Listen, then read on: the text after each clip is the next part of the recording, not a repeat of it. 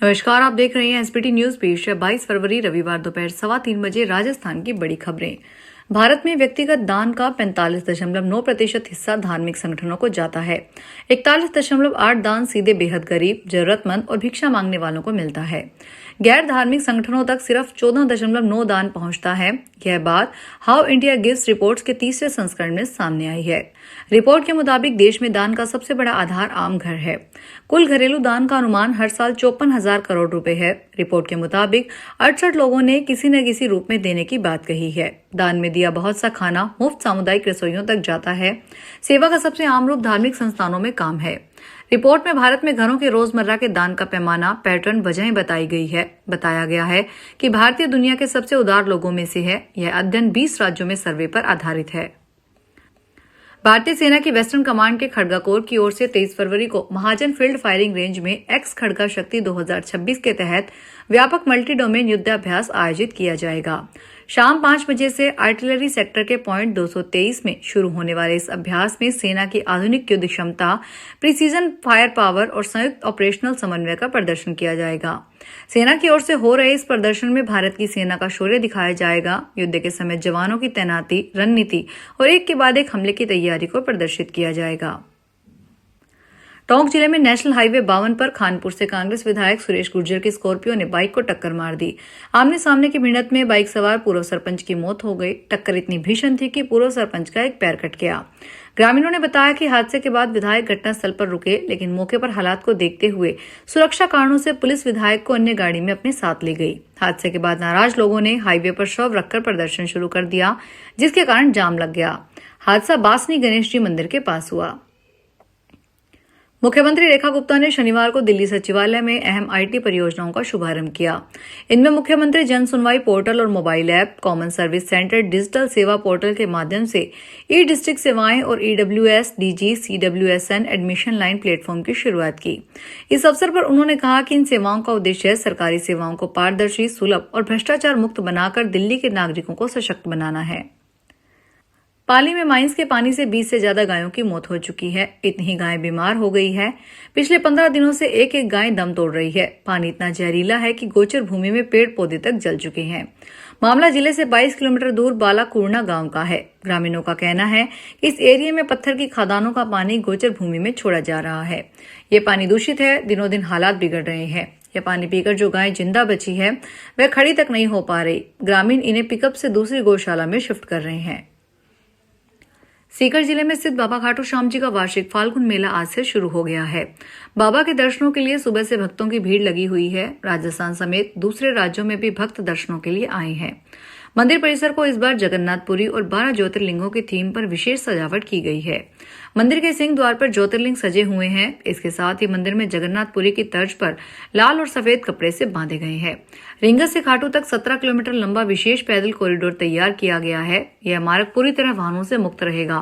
पूरे रास्ते में पानी, लाइट, शौचालय और विश्राम स्थल की व्यवस्था रहेगी।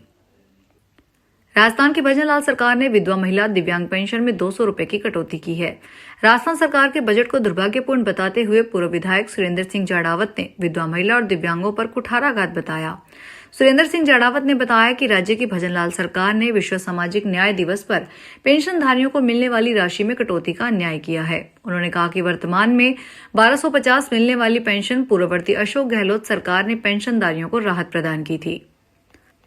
बांसवाड़ा में अवैध गतिविधियों को रोकने के लिए पुलिस ने विशेष अभियान चला रखा है। इसके तहत आनंदपुरी थाना पुलिस ने मानगढ़ तिराहा चेक पोस्ट पर नाकाबंदी की और अवैध रूप से गीली लकड़ी ले जा रहे एक ट्रक को जब्त किया है। थानाधिकारी कपिल पाटीदार ने बताया कि एसपी सुधीर जोशी के निर्देशन में जिले भर में विशेष अभियान चलाया जा रहा है। इस कड़ी में पुलिस टीम मानगढ़ तिराहा चेक पोस्ट पर वाहनों की सघन चेकिंग कर रही थी, तभी अर्थूना की तरफ से एक ट्रक आता दिखाई दिया। राजस्थान के भिवाड़ी स्थित खुशखेड़ा करौली औद्योगिक क्षेत्र में 16 फरवरी को हुए अवैध पटाखा फैक्ट्री विस्फोट मामले में पुलिस ने मुख्य आरोपी हेमंत सचदेवा को गिरफ्तार किया है। इस भीषण हादसे में 7 मजदूरों की जिंदा जलकर मौत हो गई थी, जबकि कई अन्य घायल हुए थे। एसपी मनीष कुमार ने बताया, हेमंत सचदेवा को दिल्ली स्थित उसके घर से दबिश देकर पकड़ा है और फिर भिवाड़ी लाया गया। इससे पहले पुलिस ने फैक्ट्री संचालक हेमंत कुमार शर्मा और सुपरवाइजर अभिनंदन तिवारी को घटना के दूसरे दिन गिरफ्तार कर लिया था। राजस्थान की पूर्व मुख्यमंत्री वसुंधरा राजे को कहना है कि जनता के लिए लड़ने के लिए कितनी भी दूर जाना पड़े लड़ेंगे। समय एक सा नहीं होता, कभी कभी बहुत अच्छा समय होता है और कभी कभी बहुत खराब। धन दौलत सब कुछ नहीं होता, जनता का प्यार सबसे अनमोल है। जनता का प्यार मिलेगा तो समय बदलेगा।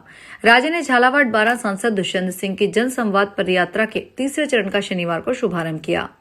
झालावाड़ के बकानी में केसरिया झंडी दिखाकर इस पदयात्रा को रवाना किया गया। इस दौरान उन्होंने जनसभा को संबोधित किया।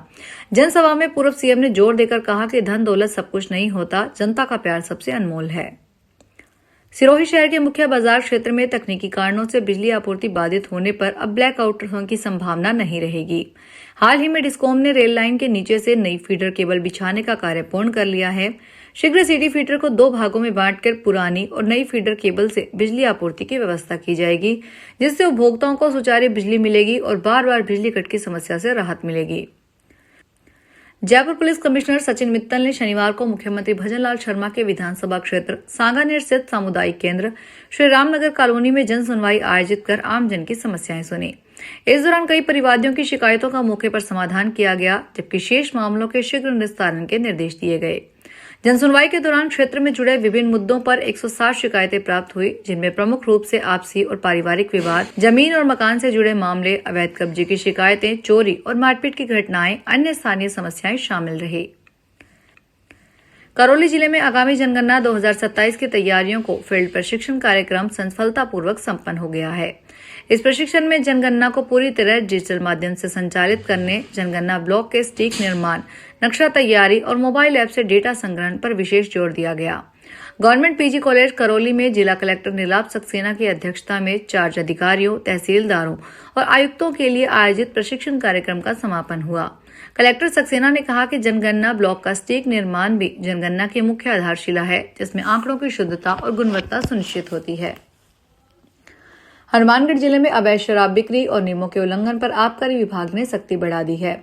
जिला कलेक्टर के निर्देश पर शनिवार को आबकारी कार्यालय में शराब ठेका अनुज्ञाधारियों, होटल, बार और मैरिज पैलेस संचालकों की बैठक हुई।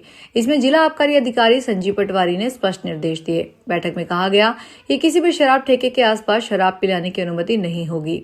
मैरिज पैलेस संचालकों को भी विवाह समारोह में बिना विभागीय अनुमति शराब परोसने से सख्ती से मना किया गया है। हनुमानगढ़, नोहर, भादरा और संगरिया के आबकारी निरीक्षकों को निर्देश दिए गए हैं कि ठेकों के बाहर शराब पिलाने वालों के खिलाफ तुरंत मामला दर्ज करे। बाड़मेर जिले की सिवाना पुलिस ने ऑपरेशन वज्रप्रहार के तहत अवैध हथियारों के खिलाफ कार्रवाई करते हुए 2 आरोपियों को गिरफ्तार किया है। उनके कब्जे से पिस्तौल बरामद की है। फिलहाल पुलिस आरोपियों से अवैध हथियारों की खरीद फरोख्त को लेकर पूछताछ कर रही है। सूचना मिली थी कि आरोपी लूट करने की फिराक में थे। पुलिस के अनुसार सूचना मिली कि कस्बा सिवाना में पादरडी रोड की ओर से 2 संदिग्ध व्यक्ति घूम रहे हैं, जो बदमाश प्रवृत्ति के हैं। पिस्तौल दिखाकर लोगों को भयभीत कर लूटपाट करने की फिराक में हैं। उनकी एक्टिविटी अत्यंत संदिग्ध लग रही है। इस पर पुलिस मौके पर पहुंची। पुलिस वाहन को देखकर दोनों व्यक्ति झाड़ियों की ओर भागने लगे, जिन्हें घेराबंदी कर डिटेन किया गया। फिलहाल खास खबरों में इतना ही। ताजा खबरों की जानकारी के लिए देखते रहिए एसपीटी न्यूज। धन्यवाद। अगर आप भी अपने आसपास की छोटी बड़ी और महत्वपूर्ण खबरों से अपडेट रहना चाहते हैं तो सब्सक्राइब कीजिए हमारे चैनल एसपीटी न्यूज को और प्रेस कीजिए बेल आइकन पर।